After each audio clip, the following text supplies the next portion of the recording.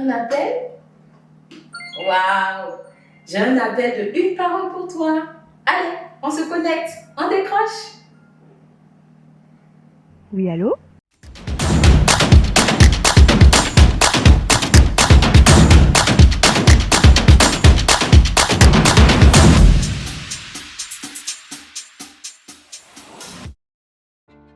Alors cette année, c'est l'année de la sagesse, donc l'année où nous voulons conquérir par l'esprit de sagesse.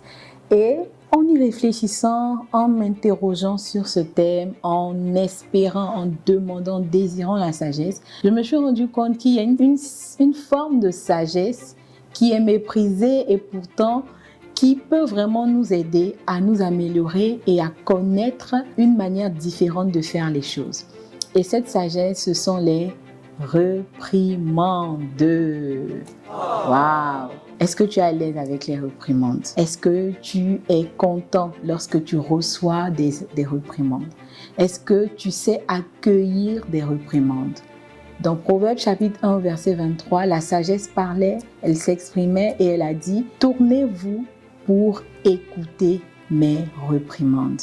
Parce que dans chaque reprimande ou dans chaque reproche que tu peux recevoir d'une personne, que ce soit une autorité, que ce soit tes parents, que ce soit ton pasteur, que ce soit ton responsable, que ce soit ton employeur, ton responsable direct, ton supérieur hiérarchique ou même de tes enfants et des personnes qui sont inférieures à toi, il y a une sagesse de Dieu pour que tu fasses mieux les choses, pour que tu deviennes une meilleure version de toi-même.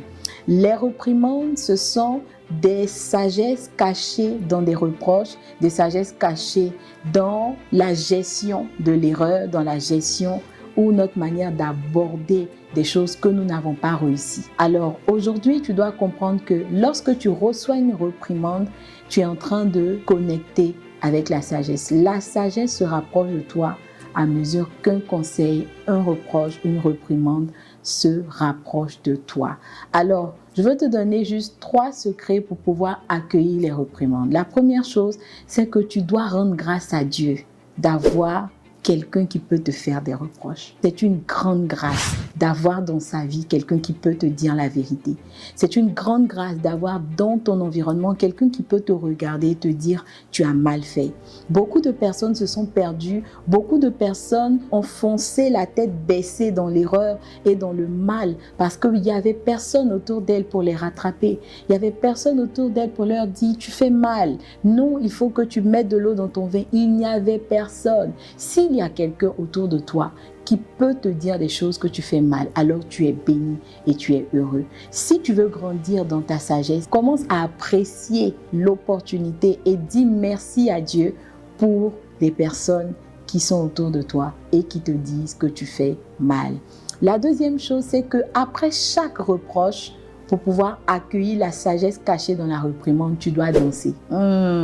Tu dois danser. En tout cas, si tu ne peux pas danser, tu peux sourire. Il faut toujours dire merci à une reprimande que tu reçois. Même quand elle ne colle pas avec ce que tu penses, même quand elle ne coïncide pas avec ta vision des choses, il faut savoir rendre grâce. Il faut savoir dire merci à la personne qui t'a dit « je pense que tu aurais pu faire de cette manière. Je pense que tu n'aurais pas dû parler de cette sorte. Je crois que tu pourrais faire mieux ». Chaque fois que tu sais dire merci et que tu peux rendre grâce pour une reprimande, ta sagesse augmente. Le Saint-Esprit pourra utiliser cette parole ou cette circonstance pour te faire mieux la prochaine fois que tu seras en face de telles choses. La dernière chose que je pourrais partager avec toi pour que tu puisses transformer chaque reproche et chaque reprimande, nous allons la voir dans une prochaine vidéo.